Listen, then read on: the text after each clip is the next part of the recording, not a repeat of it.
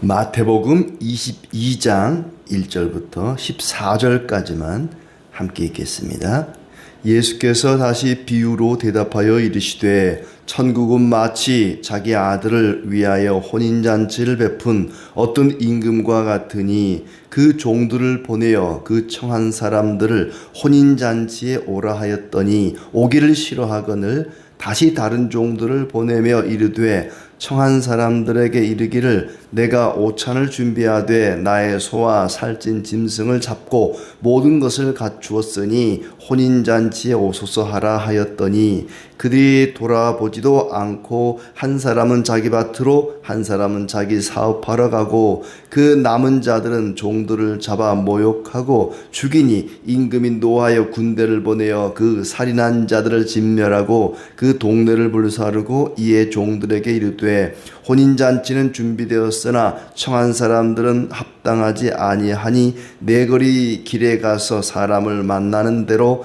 혼인잔치에 청하여 오라 한데 종들이 길에 나가 악한 자나 선한 자나 만나는 대로 모두 데려오니 혼인잔치에 손님들이 가득한지라 임금이 손님들을 보러 들어올세 거기서 예복을 입지 않은 한 사람을 보고 이르되 친구여 어찌하여 예복을 입지 않고 여기 들어왔느냐 하니 그가 아무 말도 못하거늘 임금이 사환들에게 말하되 그 손발을 묶어 바깥 어두운 데 내던지라 거기서 슬피 울며 이를 갈게 되리라 하니라. 청함을 받은 자는 많되 택함을 입은 자는 적으니라. 아멘. 오늘도 주님이 함께 하시고 또 풍성한 은혜 주시기를 진심으로 축복합니다. 계속 이제 이어서 예수님께서 십자가에 못 박히시기 일주일 전, 그 십자가에 못 박히신 일을 포함해서 일주일간의 마지막, 이 땅에서의 마지막 그 일주일간의 기간 동안 예루살렘에서 가르쳤던 내용들을 이야기하고 있습니다. 그 가운데서도 오늘은 천국은 마치 혼인잔치와 같다. 혼인잔치에 손님을 초대한 어떤 임금과 같다 하는 이야기와 또 15절부터 마지막 절까지는 이제 바리새인들과 예수님 사이에 어떤 논쟁, 한 4가지 정도의 논쟁이 이어지고 있습니다. 먼저 천국은 비유를 합니다. 실제 있었던 이야기가 아니라 비유로 예수께서 다시 비유로 대답하여 이르시되 천국은 마치 자기 아들을 위하여 혼인잔치를 베푼 어떤 임금과 같으니 혼인잔치를 임금이 베풀었는데 손님을 초청을 했습니다.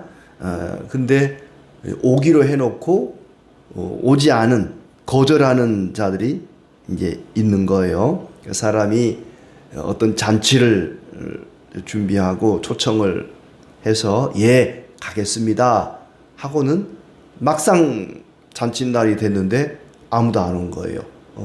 아무도 안 오거나 아니면은 오기로 한 사람이 안 오거나 음식은 뭐 100인분을 시켰는데 50인밖에 안 왔다. 그럼 50인분은 낭비하는 게 되지 않겠습니까? 온다고 해서 모든 걸 다 준비를 해놨는데 날짜가 딱 됐는데 안 오는 거예요. 약속을 깨버리는 거예요. 그렇게 거절하고 오지 않은 사람이 있어서 다시 보냈더니 또 거절하는 거예요. 어떤 사람은 밭으로, 어떤 사람은 사업 때문에 가고, 심지어 초청하러 간 그 종들을 잡아 죽이는 일까지, 모욕하는 일까지 있었다. 그러니까 자기의 개인적인 일을 그 임금과 약속보다 더 중요하게 여기는 거죠. 마치 하나님과 재물을 겸하여 섬기듯이 임금과의 약속보다는 자기의 어떤 개인적인 사업이나 또 일을 더 중요하게 여겨서 거절했던 것입니다. 그러자 임금이 군대를 보내서 진멸하고 불살라 버렸다. 그리고 다시 이제 종들을 보내서 내거리에 가서 사람들이 많이 왕래하는 시장통 내거리 사방으로 뚫려 있는 그 내거리에 가서 닥치는 대로 손님들을 데려와라. 손님을 데려왔더니 손님이 가득하게 되었더라. 내거리니까 어떤 장벽이 없는 거죠. 이제 처음 초청할 때는 특정한 사람들만 초청을 했는데 이제는 닥치는 대로 누구든지 다 불러오라. 마치 이제 하나님 나라가 유대인들에게만 허락이 되었었지만 이제는 모든 민족에게 개방이 된 것처럼 그렇게 내거리에 가서 닥치는 대로 데려오라 손님이 가득하게 되었다. 그런데 임금이 들어오다가 예복을 입지 않은 한 사람을 보고 어찌하여 예복을 입지 않고 들어왔냐고 묻습니다. 아마 그때는 이제 결혼식에 특별히 이게 혼주가 준비한 그런 예복이 있었던 것 같아요. 그 예복을 입어야 하는데 왜 너는 예복을 입지 않았느냐 했더니 아무 말도 못했다. 그러자 주인이 그 예복을 입지 않은 사람의 손발을 묶고 바깥 어두운데 내던지게 했다. 그리고 하시는 말씀이 청함을 입은 자는 많되 택함을 입은 자는 적다.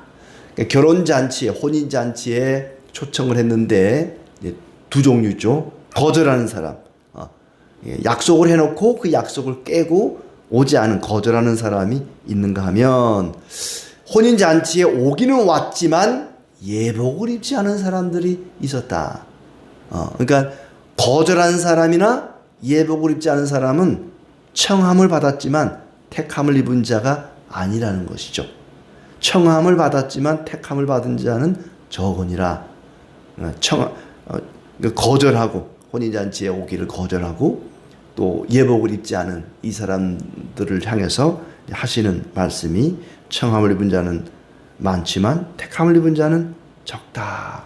이렇게 얘기를 합니다. 그리고 두 번째 이제 15절부터 마지막 절까지는 바리새인들과의 논쟁이 나옵니다. 예수님과의 논쟁이 나오는데 그러니까 예수님이 먼저 질문을 던지는 경우도 나오지만은 대부분이 바리새인들이 예수님을 이제 시험하기 위해서 질문을 던지죠. 먼저 15절부터 22절까지는 세금 관련된 논쟁입니다.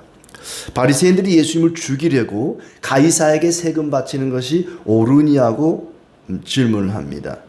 그러니까 여기 이제 15절에 보면은 16절에 보면은 바리새인들과 함께 헤롯 당원들이 같이 온 거예요. 헤롯 당원들은 친 로마파입니다. 로마하고 아주 친해요. 근데 바리새파는 반 로마파입니다. 그러니까 평상시에는 서로 반대되는 으르렁거리는 그런 두 집단이지만은 예수님을 올무에 걸어 잡아 죽이는 일에는 한마음이 되어서 이러지도 못하고 저러지도 못하게 가이사에게 세금 바치는 것이 옳다 그러면은 바리새파 사람들이 당신은 반민족주의자냐? 왜 우리가 가이사에게 세금 바쳐야 되냐라고 할 것이고 또 세금 바치지 말자 그러면은 헤롯 당원들이 왜 이게 황제를 거부하느냐 고발하겠다 이렇게 나올 테고 이러지도 못하고 저러지도 못하게 아주 곤란하게 하려고 서로 반대되는 주장을 하는 사람들이 같이 모여서 와서 예수님께 질문을 하는 것입니다. 가이사에게 세금 바치는 것이 옳습니까? 그럽니까? 그들의 악함을 아시고 어찌하여서 시험하느냐고 책망을 합니다. 그러면서 가이사의 것은 가이사에게 하나님의 것은 하나님께 바치라. 아주 놀라운 대답에 그들이 아무 말도 하지 못하고 예수를 떠나갔다라고 이야기를 합니다. 하나님의 것은 하나님께, 가이사의 것은 가이사에게. 동전에 누구의 얼굴이 그려져 있냐 하면서 그렇게 말씀을 하시죠. 그러니까 예수님의 말씀은 세상 국가, 지금 로마가 이스라엘을 지배하고 있지만 그 세상의 권력도 하나님이 세운 것이기 때문에 부정하지 마라. 우리는 하나님 나라의 백성이니까 이 대한민국 정부를 부정할 거야. 그리고 막 저주하고 멸망하도록 기도할 필요가 없다는 거예요. 하나님이 세우신 권력에 대해서 우리 바울이 이야기하는 것처럼 나라 민족을 위해서 기도해야 됩니다. 나라가 평안하도록 질서가 잘 유지되도록 또 정의롭고 공정한 사회가 되도록 기도해야 됩니다. 나라의 권력자들을 위해서 우리는 부정하지 말고 기도하라는 것이 바울의 주장이기도 하고 예수님의 말씀이기도 하지요. 세상 나라를 로마 정부를 부정하지 말고 국가에 내야 할 세금은 내고 또 하나님께 드려야 할 헌금은 또 드리고 그것을 다 부정하지 않는 그런 대답을 하시죠. 아주 놀라운 답변이었습니다. 그리고 22절부터 33절은 부활과 관련된 논쟁이죠. 사두개인들은 부활을 믿지 않고 바리새인들은 부활을 믿는 사람들입니다. 그 부활 때문에 부활 문제를 가지고 평상시에 늘 싸우던 사람들이 이제 예수님을 아주 곤란하게 만들려고 와서 부활이 있느냐 없느냐 질문을 하는 거예요. 그래서 율법 가운데에 형수 취수제도, 형이 결혼해서 자녀가 없으면 동생이 형수를 통해서 또 자녀를 낳고, 그래도 자녀가 없으면 그 동생이 계속해서 자녀가 없을 경우에 대를 이을 사람이 없으면 동생이 형수를 취해서 이제 자녀를 잇도록 하는 것이 형수 취수 제도인데, 만일에 7명의 아들이 있는데 맨 형이 결혼해서 자녀가 없다. 그럼 동생이 뒤를 잇고 그래서 7명이 다 한 여자와 이제 결혼을 했는데, 나중에 부활 때에 만약에 부활이 있다면 7명과 이 여자 중에 누가 이 여자의 남편이 됩니까? 라는 질문이죠. 아주 뭐 있지도 않은 것을 이제 가정을 해서 질문을 하는데, 사실 질문 자체가 성립이 안 된다고 예수님은 말씀하십니다. 30절에 부활 때는 장가도 시집도 아니 가고 천사들과 같을 것이다. 부활의 때는 시집 장가 갈 일이 없다라고 말씀을 하십니다. 왜냐하면 이 부활한 이후에는 지금의 몸과 다르기 때문에 죽음 자체가 없습니다. 죽음이 없기 때문에 자녀를 낳아서 번성할 일이 없는 거예요. 그러니까 자녀를 낳을 일이 없으니까 결혼도 없는 것이죠. 뭐 결혼도 안 하고 재미도 없겠네. 그런데 부활 이후의 삶은 뭐 결혼이라는 것이 없지만, 또 우리가 천사와 같다는 것이 진짜 뭐 천사처럼 변하는 게 아니라 결혼을 하지 않는다는 것만 천사와 같다는 거예요. 그 가정을 뭐 이루고 결혼하고 그런 게 없지만은 지금 이 땅에서의 어떤 행복한 삶보다 훨씬 더 행복하고 아름답고 복된 삶이 있을 것은 틀림이 없습니다. 우리 그건 걱정하지 않아도 돼요. 부활한 이후에는 뭐 결혼도 안 하고 뭐 이렇게 얼마나 외로울까, 재미없을까, 그런 걱정할 필요가 없다는 거예요. 부활 이후에는 우리가 상상할 수 없는 훨씬 더 행복한 삶이 기다리고 있는데, 결혼하지 않는 부분에 있어서는 천사와 같다. 부활 이후에는 자녀를 낳을 필요가 없으니까, 사람 죽지 않으니까 결혼도 필요가 없다 하는 얘기죠. 그러면서 하나님은 죽은 자의 하나님이 아니요 산 자의 하나님이다. 부활이 있을 수밖에 없다는 바리새인들의 주장에 손을 이제 들어준 것이죠. 성경을 그들이 제대로 알고 있다면 그걸 다 알 수 있을 텐데, 너희가 모세 율법을 많이 알고 성경을 많이 안다고 말하는데 사실은 수박 겉핥기식으로 이렇게 대충 알고 있는 것이다. 뭐 그런 좀 책망이 섞인 예수님의 말씀이죠.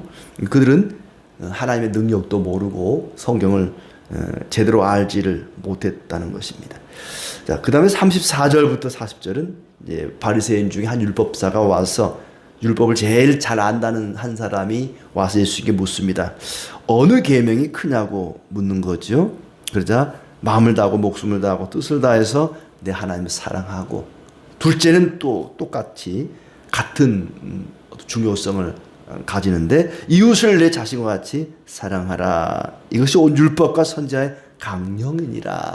마치 지금은 빨랫줄 같은 거 별로 볼 일 없는데, 예전에 시골의 마당에 빨랫줄 길게 늘어놓고 거기다가 빨래도 걸지만은, 이제 우리 바닷가에서는 막 생선도 이제 배를 갈라서 다 걸어놔요. 이렇게 오징어도 걸어놓고 낙지도 걸어놓고 이렇게 메기도 걸고 이렇게 쭉 생선을 거는데, 마치 그와 같아요. 하나님을 사랑하고 이웃을 사랑하는 것, 그것이 마치 빨랫줄처럼 중요한 어떤 핵심을 가지고 있죠. 전체 성경, 전체 율법의 핵심이 거기에 있고, 나머지 계명들은 빨랫줄에 뭐 여러 가지 걸듯이 주렁주렁 거기에 매달려 있는 것이라는 얘기죠. 그러니까 하나님을 사랑하고 이웃을 사랑하라. 이것이 큰 줄기다. 큰 강령이다. 나머지 계명들은 거기에 다 걸려있다 하는 아주 핵심을 이야기를 합니다. 그리고 마지막 41절부터 46절은 바리새인들에게 예수님이 질문을 합니다. 여태껏 바리새인들이 예수에게 질문했는데, 이번에는 거꾸로 예수님이 그들을 당황시키려고 질문을 던집니다. 그리스도를 다윗의 자손이라 이제 한다. 너희는 그리스도를 다윗의 자손이라 그런다. 그렇죠? 예수님을 가리켜 다윗의 자손. 다윗의 자손. 그렇다면 왜 다윗이 그리스도를 주라 칭하였느냐라고 되묻습니다. 시편 110편에 나오는 이제 그런 말씀을 인용해서, 그러니까 바리새인들은 예수님을 가리켜 그리스도를 가리켜서, 이제 예수님이 아니라 그리스도죠. 메시아를 가리켜 다윗의 자손이라 그러잖아요. 자손. 다윗이 조상이고 그리스도가 자손입니다. 그런데 시편에 보면은 다윗이 이 자기보다 후손인 그리스도를 가리켜서 주님이라고 부른다는 거죠. 주라고, 주. 어떻게 조상이 후손에게 주라고 부르느냐. 너희가 알기로는 그리스도는 다윗의 자손인데 조상이 자손에게 주라고, 주님이라고 표현할 수가 있느냐라고 물었더니 아무도 대답을 못하고 더 이상 묻는 자도 없었다. 예수님의 질문에 꼼짝 못하고 그냥 돌아간 것이죠. 예수님은 말씀이십니다. 말씀이 육신이 되어 우리 가운데 거하신다. 그러니까 예수님은 말씀을 많이 아는 정도가 아니라 말씀의 핵심을 아시고 말씀의 의미를 아시고 그분 자체가 말씀입니다. 그렇기 때문에 아무리 말씀을 많이 아는 율법사라 해도 말씀이신 그분을 당해낼 재간이 없죠. 말씀이신 예수님을 어떻게 말씀으로 당해낼 수 있겠습니까? 그냥 아무 대답도 못하고 돌아갔던 것입니다. 예수님은 하나님의 능력을 가지신, 신적인 능력을 가지신 그런 분이십니다.